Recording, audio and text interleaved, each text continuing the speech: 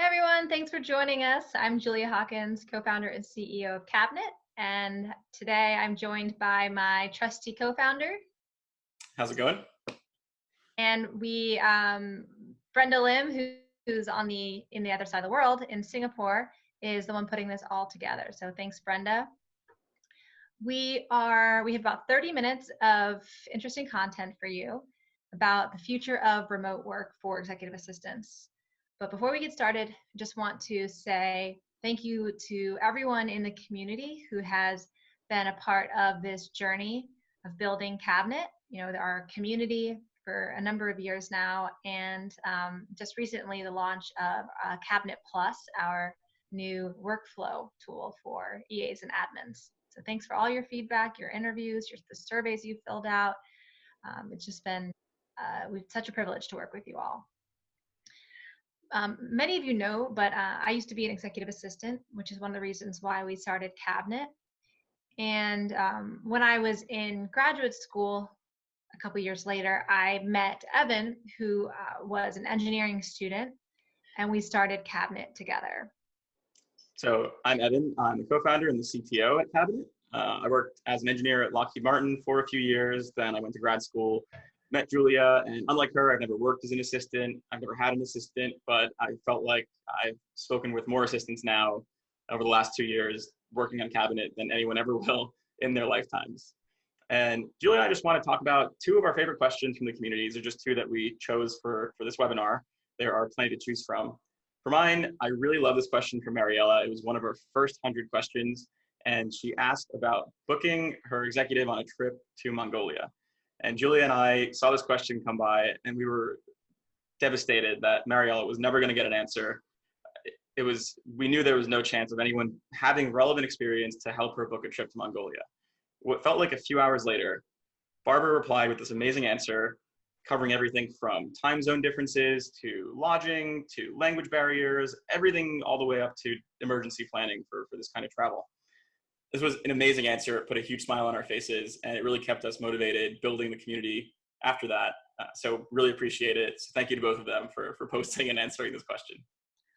Yeah, Evan, I think we had about 50 executive assistants in the community at the time. So that was truly remarkable that Barbara had this knowledge about Mongolia to provide Mariella support.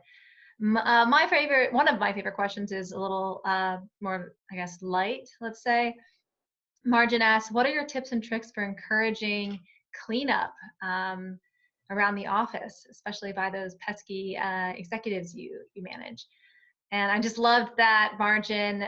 First of all, we had about 19 different answers, and Margin herself posted what she had created, and it was this diagram, the "Do you have dirty dishes" diagram, and it was a flow chart, and it eventually all led to put it in the dishwasher. So this was obviously a problem more relevant 3 to 4 months ago, but we think we'll be facing these problems in the future, hopefully soon. So might be relevant in a couple of months. But that's why we're here. We want to talk to you about how the role of the executive assistant is changing because of the pandemic, and also some trends that were starting before the pandemic and have been exacerbated. Also want to tell you some tricks about how to level up during this time. And then Evan's going to share his analysis on what are some best practices for helping your team migrate back into the office. Let's talk about the future role of executive assistants. There is a trend in the industry where EAs and admins are supporting more people than they originally had supported. The IAAP does a great report. I think it's annually. I have looked at the 2018 data, and that data says that about 60% of assistants support 3 or more managers. And 18% support 11 or more managers. 11.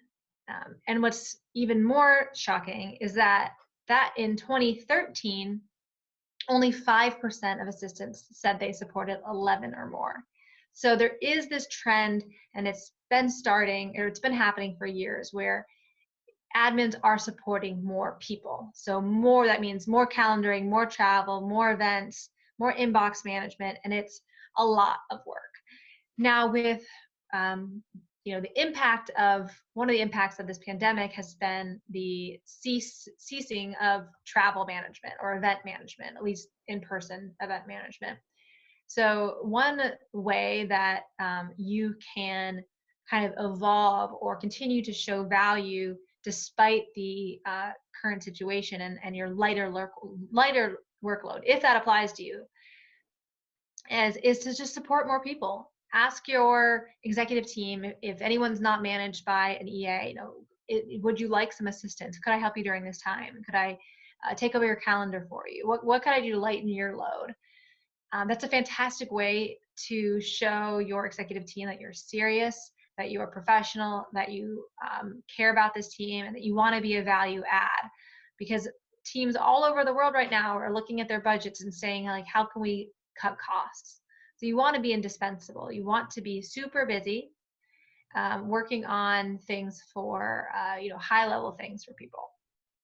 As another trend we've seen, this has come really from the community. We've noticed that people are shifting from being office managers, like wearing an office manager hat, to becoming like virtual office managers or culture ambassadors for their teams. Some of the ideas that we've seen people share are super clever. For example, I've got a couple examples for you. One EA mentioned that she's been putting together a quarantine cookbook. So people on her team are submitting their photos and their recipes of things they're cooking at home, and then she's putting them together into a company quarantine cookbook. Love that.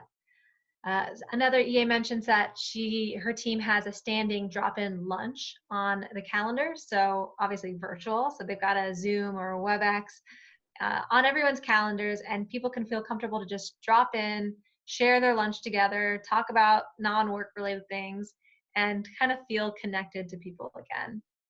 Another idea is a digital signature birthday card. So there's actually a lot of platforms, surprisingly, for signing a birthday card digitally. And I forget who asked, but somebody asked in the community about this, and there were like 4 or 5 different answers of different ways you could do all digitally sign a birthday card, which is a very sweet idea. So here are just a couple of trends and ideas from the community that are ways people are, thriving in this face of uncertainty. A couple of ways that you can level up and take your game to the next tier is to shift from being more task-oriented and to being more goal-oriented. So, as you all know, there's this movement happening in the industry where administrators are going from focusing on getting tasks done and getting them quickly and getting the most number of tasks in a day done possible to tying everything they do to goals. So being able to reprioritize your work based on a very in-depth understanding of your executive's goals. So I was talking to an EA last week, and she mentioned that one of her executive's goals is to get Medicaid coverage for one of their pharmaceutical drugs in all 50 states. Now, she was very particular about tying every task that she'd done, that she'd worked on, whether it's scheduling a meeting or getting a signature on an important document, to meeting that goal, meeting her executive's goal. And what she was using was a Google spreadsheet to track every minute that was spent towards that goal.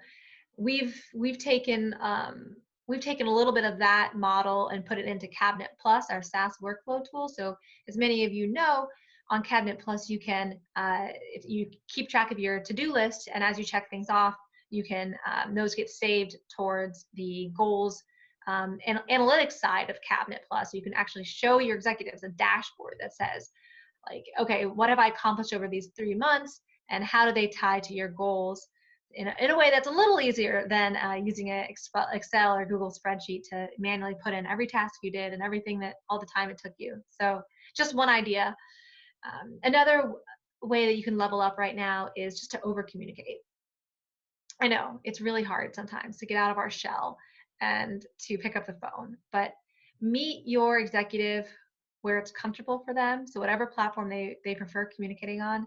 And then if you need to build a agenda for every call of what you want to accomplish, and make sure, mitigate the small talk. Like, that's, to me, that's always the scariest part, is like, before the meeting starts, what are you guys going to chat about? And we are all sick of talking about the pandemic. So perhaps in your agenda, build in some topics that are lighthearted, not work related, or ways that you can kind of create that small talk that's a little daunting to most introverts out there.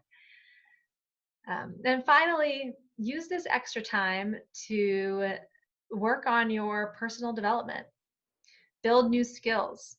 Everyone is putting out content right now. All the great coaches in the admin world are putting out free webinars, great articles.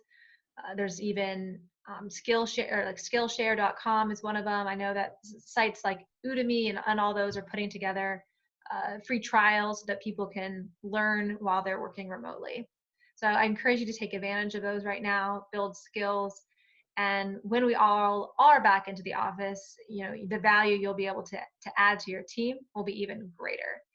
And I think now is a good time to transition to Evan's part of this webinar, where he's going to share the return to work best practices.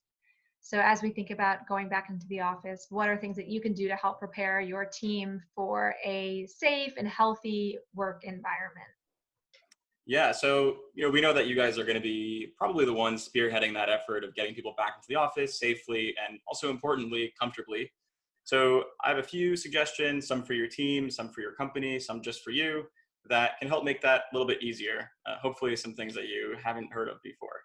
So first thing I want to get right out of the way is masks. We're sick of hearing that we should wear them. We know we should wear them, but I wanted to make sure we talk about how to make them a little more comfortable for everyone. So I spoke to a lot of my friends who have been working as doctors or nurses during this whole last 2 months in New York City. And I asked them what their 3 biggest issues were with wearing masks every day, all day. The first thing they said was sneezing into them, which unfortunately can't do much about. I haven't even thought about that one. But the second was that their ears get very painful towards the end of the day. The typical masks that people are wearing have elastic bands that go around your ears like that, and they're pulling down your ears all day long so they stay tight on your face. It's a very bad feeling when you're wearing this for the whole day, but one way to mitigate this, if you're the one responsible for sourcing these masks or someone at your company is going to source them, you can get ones that are more like this. So this is also an N95 mask made by 3M. It's the same quality, same type of mask that would keep you safe. And instead of having ear straps, it actually has vertical straps that you can see are going from top to bottom instead of left to right. And these actually attach to more of your head and don't go around your ears. So they're a lot more comfortable. I've personally been wearing these kinds of masks for the last 2 months when I go outside here in New York City. And I found them to be extremely comfortable, except for the fact that you're wearing a mask on your face. The third problem they mentioned was a lack of interpersonal feeling when you're speaking with people. Half of your face is covered by this big white clinical looking mask.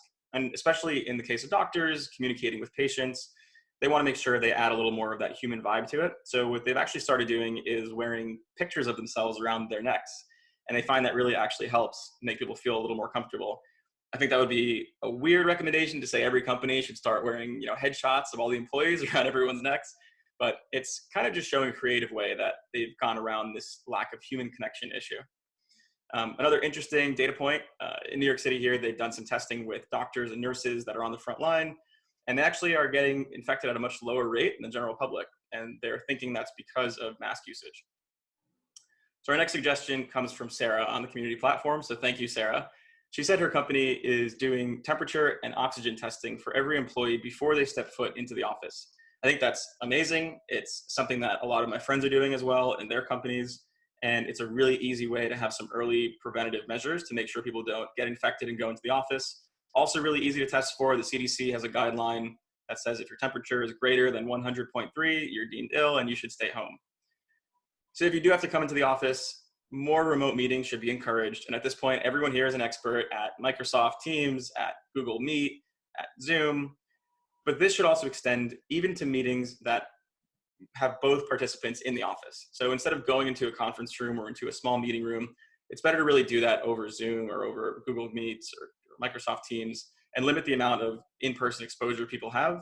The downside of this, it does introduce a little more noise into the office where you have speakers and more voices and potentially doors open, but we'll touch on that in a little bit So these next two suggestions are kind of bigger suggestions. One of them is to replace the shared items in your company. So that's anything from dry erase markers to erasers, things that people touch a lot of, and separate them into buckets of clean or dirty. So this actually was inspired by some shopping centers, pharmacies that do that with their shopping carts, where they have a line of carts that are clean and a line that are dirty. I think this extends really well to shared office materials, where you have all these buckets and people can always just know to take from the clean one, put them back in the used one. You just have to make sure that the used ones are cleaned once in a while. It's also good if your company has really strong communication channels. Companies are often really good at communicating from the top down, where the company can reach all the employees with an email blast. But it's really important now for employees to be able to contact people in charge of these efforts moving back into the office when they have to contact someone. So an example of this is if they have symptoms or if they get tested positive, or even if they just have questions about policy. These questions should have a clear path of communication and also a clear protocol for what to do with them. You know, getting janitorial staff involved to clean up potentially desanitized areas, and also things like contact tracing within the office. Finally, I think this is something that every company should do anyway, but it's something that's becoming more and more top of mind now, and that's flexible work schedules. Companies now are doing remote work a lot more, letting people work from home by choice. I think it should also extend to in-office working hours. So if somebody is an early bird and they want to get into the office at 6, leave early, that's an option they should have. If they want to get in at 10, leave late, it's also another option they should have. And by having these offset schedules, you limit the amount of time the office is fully packed, and it's just that overlapping middle portion of the day. Also has that great added benefit of making people a lot happier. People love flexible work schedules, so it's a good catalyst to get your company started doing that. In terms of more personal things you can do, limiting communal amenity usage is great. At Cabinet, we don't worry about that yet because we don't offer that. We're hoping to soon, but for companies that do, it's good to limit usage of that for now. And the second one came kind of from a question on Cabinet. Deborah asked everyone how they were doing and how they were getting back into the office, how that process was. And Jonda responded saying it was great. She likes her coworkers, but it's really loud now. And like I said, a lot of that is from these remote meetings. People have a hard time calibrating their volume, their speakers, leaving doors open.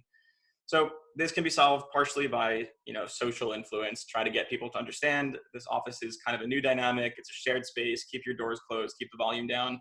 But we all know humans are not the easiest to work with. So an easy personal solution is headphones. Something interesting here, a lot of people are getting into these active noise canceling headphones. They can be really expensive, and to be honest, they're not great for this scenario. They're really great for constant noises, things like airplane jet engines, things that have a loud constant hum. They're not great for dynamic sounds like a human voice that changes pitch and volume frequently. So for that, all you really need is something called passive noise canceling or noise isolation. For over-ear headphones, what that really means is it just forms a really good seal to prevent outside noise from going past that ear cup. And then for earbuds, it just means it makes a really good seal inside your ear canal to prevent noise from coming through. In the case of over-ear headphones, I really like Sennheiser as a brand. Sennheiser makes really great quality headphones at all price ranges, and they have a lot of headphones that have noise isolation. They're also known in the industry to have really, really great bang for your buck when it comes to sound quality. For earbuds, I really like Klipsch. Klipsch has been making earbuds for many years. I bought a pair of Klipsch earbuds for about $60, maybe 15 years ago, 10 years ago. And I'm still using them to this day. They're still in great shape. They sound amazing. And they're passive noise canceling. They have that isolation. It wasn't even advertised as a feature, but it works really well. So I would definitely recommend them. They still have headphones at that $60 price point now. And we'll make sure to give you the names of both of those brands in case you want to check them out. Finally, when it comes to earbuds or headphones, it's good to keep them safe and clean. And that means when you're not using them, don't let them drop onto a chair or a desk. Put them back in their cases. And if you don't have a case, you can get one of those sticky hooks with double-sided tape. You can put them right near your desk somewhere and just hang them from that hook. If you do have to clean them, an alcohol swab once in a while won't kill them. Over time, too much alcohol will dry out the silicone or the ear cup materials, but once in a while is fine. If you want to clean them regularly, some diluted soapy water is more than enough. Just make sure to rinse off the soapy water and then let them dry fully before putting them in or on your ears. So that's all the suggestions we have. I hope some of that at least was new to you. And now Julia and I are going to go over some of the questions we had during the live webinar in case you guys might have those same questions watching this. So Julia, you want to start?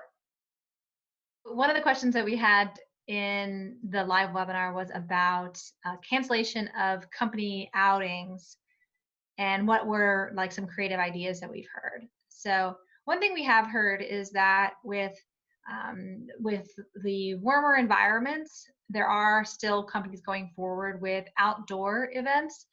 Of course, no shared food, but things like a bring your own food to a picnic, or ordering everybody like individual packages of food, and placing blankets on the ground in different areas so no one was too close. I think that's still an option that's on the table if you live in a warm environment because of the CDC data about higher temperatures. But there are some good ideas virtually for you to create a sense of camaraderie. And one, I spoke to a virtual event manager last week, and her biggest point she stressed to me was, no matter what you do, make these entertaining. If you do something on the computer with your team and you're doing it to build camaraderie, make sure it's entertaining. Whether you have to outsource that entertainment or come up with something creative and wacky, like all your executives wearing wigs, do something that's lighthearted, because it will help people. Like, it will break up the normal like human computer interaction, which sometimes doesn't feel very warm and fuzzy. That was one of the questions that I liked. We have a couple of questions that we're going to actually post in Cabinet's online community so that our community can actually weigh in on them. One question was around visitors. What are people doing about visitors, and when will it be a good time, and what will be the protocol for inviting visitors back into the office? And right now it's too soon to say, but what everyone is saying is, if it's not essential, don't bring in visitors if possible. Yeah, and if you are going to bring them in, make sure they haven't been to a hot spot like New York City in the last 14 days. Make sure they have that quarantine period before coming into your office.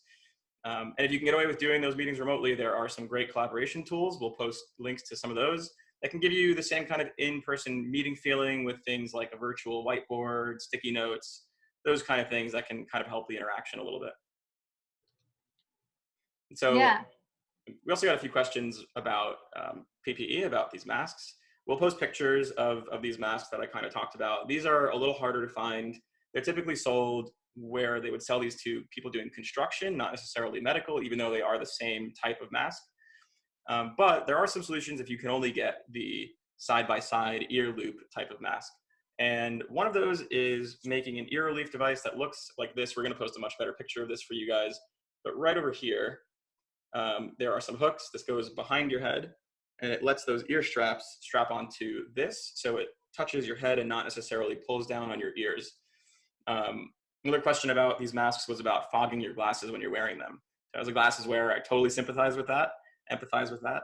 And the solution for a lot of these masks is that they have these metal bars here. So these metal bars are flexible. You can pinch them into position, and they really seal nicely against your nose. It has this nice foam pad here to help with that.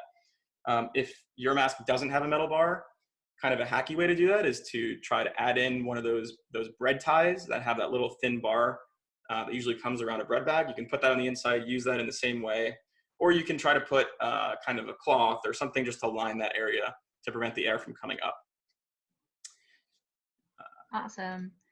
So there are a couple other questions that were asked, but we're gonna bring those over to Cabinet's community online and see what everyone has to say, because obviously we believe in the wisdom of the crowds. Evan and I and Brenda, we're just three people. We believe that you guys have the best answers out there as a whole. So we'll be excited to see what solutions you have to the other questions we received. Before we let you guys go, we want to just mention that we have an exciting new event coming up. We're doing our first Ask Me Anything. So if you're not a internet like community user, avid one, you won't know about this. So let me explain it quickly. But an AMA, or an Ask Me Anything, is when a person with some experience or an interesting story will post a question or post that they are here and they're here to answer any questions that you have. So what we're fortunate is that Jillian Huffnagel is going to be joining us. She's a trainer and coach for EAs, and she has a particular focus on using data to inform your goals, to show your executives how you are accomplishing your goals using data and that approach that I mentioned earlier on. So there'll be some really good nuggets of information, especially if you're, you're thinking about your performance reviews right now and how you should be preparing for them. And if you aren't already, we are offering a 3-month free trial of Cabinet Plus. So we will provide the link that you can register to sign up, and we will get back to you with your access if you're not already. So just a reminder, that's a workflow tool that helps you manage your tasks, keep track of your executives' sensitive information, share and collaborate with other EAs or admins on your team, and also use data to provide a narrative for you during your performance reviews. And with that, I think we're going to conclude Cabinet's first webinar. We hope you enjoyed learning a little bit about what we have read in the community and discovered. I hope it's been helpful. Evan, do you have anything else you want to leave with the group? A lot of fun. We're going to do it again soon, so hopefully we can get even more people involved. Yeah. All right. Thank you, everyone. Bye-bye.